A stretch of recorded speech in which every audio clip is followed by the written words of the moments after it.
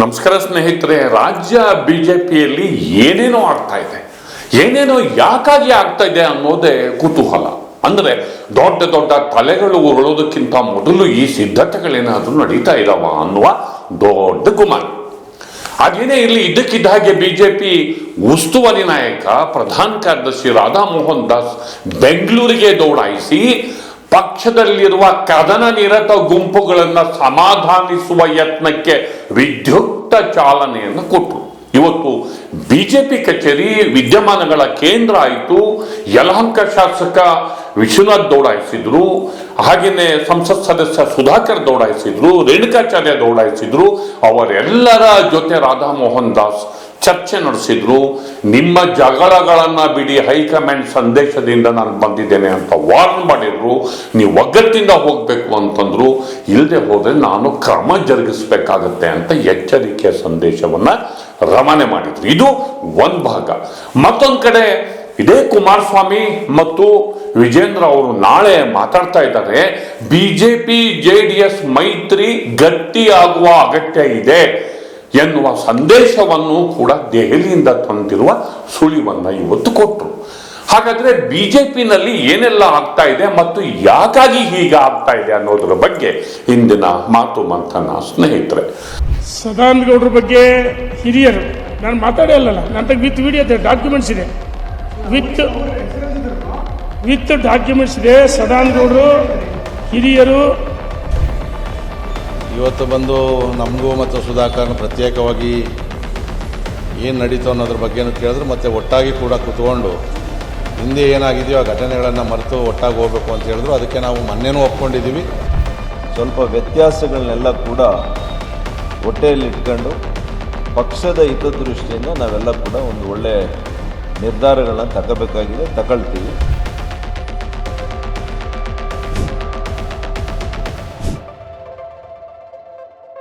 ಗೆಳೆಯರೆ, ಬಿಜೆಪಿ ಕಚೇರಿಯಲ್ಲಿ ಇವತ್ತು ಮಿಂಚಿನ ಸಂಚಲನ ಅಂತಿರೋ, ಭರ್ಜರಿ ವಿದ್ಯಮಾನ ಅಂತಿರೋ ಏನೋ ಗೊತ್ತಿಲ್ಲ. ಒಟ್ಟು ಬಿಜೆಪಿ ಕಚೇರಿಯಿಂದ ಇವತ್ತು ಶಾಂತಿ ಮಂತ್ರದ ಪಠಣ ಕೇಳ್ಬಂತು. ಶಾಂತಿ ಮಂತ್ರ, ಒಗ್ಗಟ್ಟಿನ ಮಂತ್ರ. ಅನಿವಾರ್ಯವಾಗಿ ಈ ಒಗ್ಗಟ್ಟಿನ ಮಂತ್ರವನ್ನ ಬಿಜೆಪಿ ನಾಯಕರು ಜಪಿಸಲೇಬೇಕಾಗಿದೆ. ಜಪಿಸದೆ ಹೋದ್ರೆ ಬರುವ ದಿನಗಳಲ್ಲಿ ಬಿಜೆಪಿ ಮಣ್ಣು ಮುಕ್ಕದು ಖಚಿತ.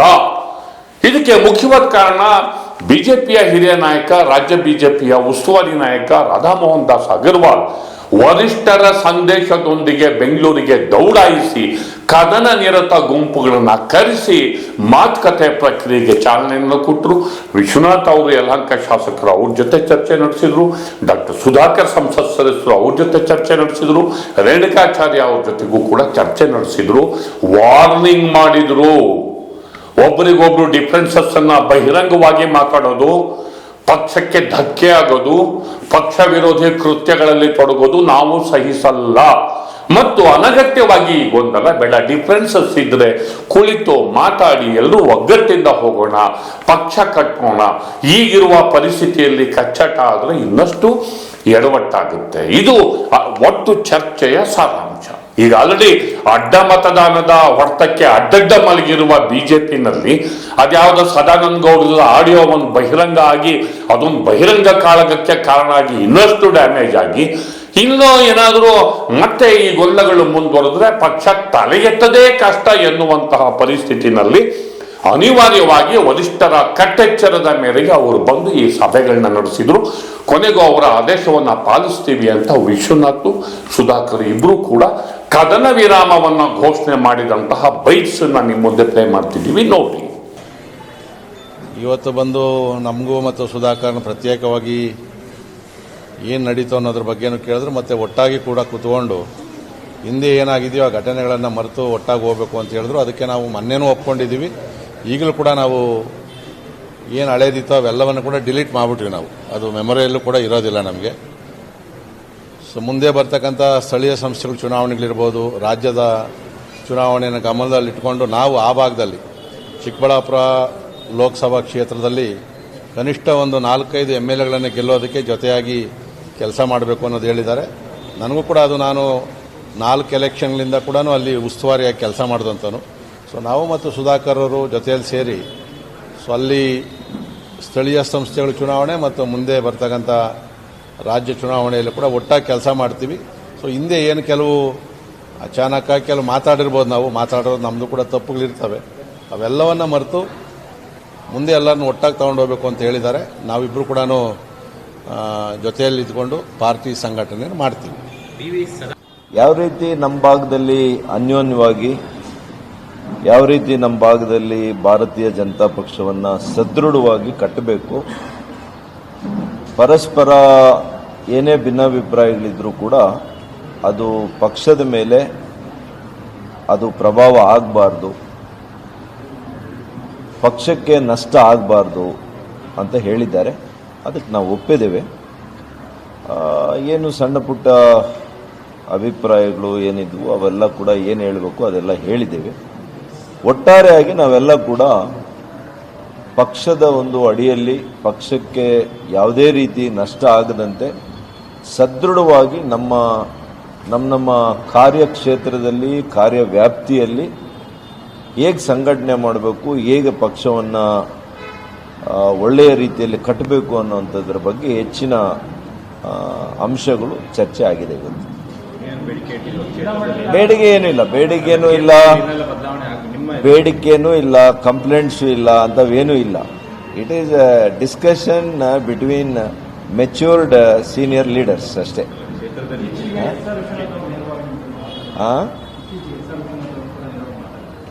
ಅದ್ರ ಬಗ್ಗೆ ಎಲ್ಲ ಮಾತುಕತೆ ಆಗಿದೆ, ಎಲ್ಲ ಕೂಡ ಸರಿ ಹೋಗುತ್ತೆ. ಬರುವಂಥ ದಿನಗಳಲ್ಲಿ ಪಕ್ಷವನ್ನು ಸಂಘಟನೆ ಮಾಡುವಂಥ ಸಂದರ್ಭದಲ್ಲಿ ನಾವೆಲ್ಲ ಕೂಡ ಸ್ವಲ್ಪ ವ್ಯತ್ಯಾಸಗಳನ್ನೆಲ್ಲ ಕೂಡ ಹೊಟ್ಟೆಯಲ್ಲಿಟ್ಕೊಂಡು ಪಕ್ಷದ ಹಿತದೃಷ್ಟಿಯಿಂದ ನಾವೆಲ್ಲ ಕೂಡ ಒಂದು ಒಳ್ಳೆ ನಿರ್ಧಾರಗಳನ್ನ ತಗೋಬೇಕಾಗಿದೆ, ತಗೊಳ್ತೀವಿ. ಈವನ್ ರೇಣುಕಾಚಾರ್ಯ ಕೂಡ ಸದಾನಂದ ಗೌಡರ ಮೇಲೆ ಗರಂ ಆಗಿದ್ರು.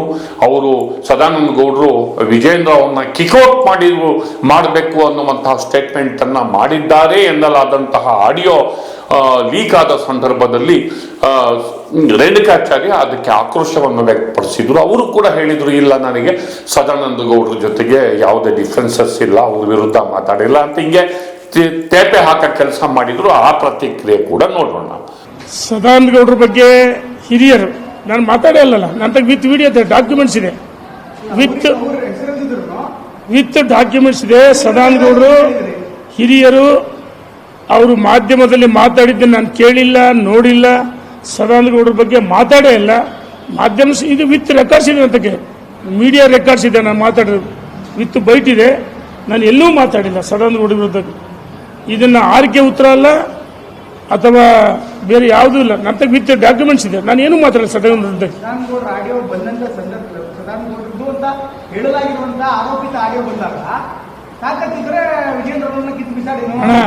ಸದಾನಂದ ಗೌಡ್ರ ಬಗ್ಗೆ ಮಾತಾಡಿಲ್ಲ, ತಾಕತ್ತಿದ್ರೆ ಕಿತ್ತು ಬಿಸಾಕಿ ಅಂತ ಹೇಳಲ್ಲ, ವಿಜೇಂದ್ರ ಸಂಘಟನೆ ಮಾಡ್ತಾರೆ ಅಂತ ಅಷ್ಟು ಹೇಳಿದ್ದೀನಿ. ಧನ್ಯವಾದಗಳು ಸರ್. ಅಂದ್ರೆ ಒಟ್ಟು ಈ ಚರ್ಚೆಯ ಮೋಸ್ಟ್ ಇಂಪಾರ್ಟೆಂಟ್ ಪಾರ್ಟ್ ಏನು ಅಂತಂದ್ರೆ ಬಿಜೆಪಿ ಜೆಡಿಎಸ್ ಮೈತ್ರಿ ಎತ್ತ ಸಾಗ್ತಾ ಇದೆ.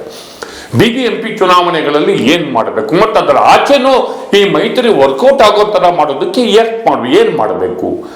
ಒಂದು ಅಡ್ಡಡ್ಡ ಮತದಾನದಿಂದಾಗಿ ಏನೆಲ್ಲ ಆಯಿತು ಮತ್ತು ಬಿಜೆಪಿ ಜೆಡಿಎಸ್ ನಡುವೆ ಬಿರುಕು ಅನ್ನುವಂತಹ ಸುದ್ದಿಗಳು ಬಿಜೆಪಿ ಹೈಕಮಾಂಡ್ಗೆ ಇಷ್ಟ ಆಗಿಲ್ಲ.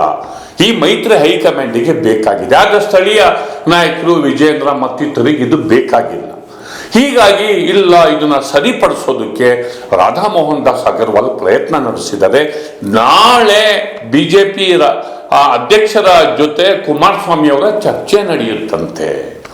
ತುಂಬಾ ದಿನಗಳಿಂದ ಚರ್ಚೆ ನಡಿಬೇಕಿತ್ತು. ಅಲ್ಲಿ ಸಮನ್ವಯ ಸಮಿತಿ ರಚನೆ ಆಗಬೇಕಾಗಿತ್ತು. ಇಬ್ರು ಜಾಯಿಂಟ್ ಪ್ರೋಗ್ರಾಮ್ಸ್ ಮಾಡಬೇಕಾಗಿ ಯಾವುದೂ ಆಗಿರಲಿಲ್ಲ. ಆದರೆ ಈಗ ಆ ಒಂದು ಮೈತ್ರಿಯನ್ನ ಗಟ್ಟಿ ಮಾಡುವ ಪ್ರಕ್ರಿಯೆಗೆ ಬಿಜೆಪಿ ಚಾಲನೆಯನ್ನು ಕೊಟ್ಟಿದೆ. ಈಗ ಚರ್ಚೆ ಏನ್ ನಡೆಯುತ್ತೆ ನಾಳೆ ನೋಡೋಣ.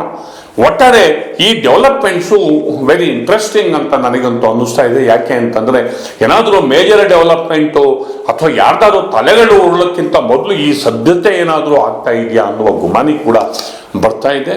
ಮುಂದಿನ ಡೆವಲಪ್ಮೆಂಟ್ಸ್ ಏನಿದೆ ಅನ್ನೋದನ್ನು ನಾವು ಕಾದು ನೋಡೋಣ. ದಯವಿಟ್ಟು ದಿ ಪೋಸ್ಟ್ ನೋಡಿ, ಲೈಕ್ ಮಾಡಿ, ಶೇರ್ ಮಾಡಿ, ಸಬ್ಸ್ಕ್ರೈಬ್ ಮಾಡೋದಕ್ಕೆ ಮರಿಬೇಡಿ ಗೆಳೆಯರೆ. ನಮಸ್ಕಾರ.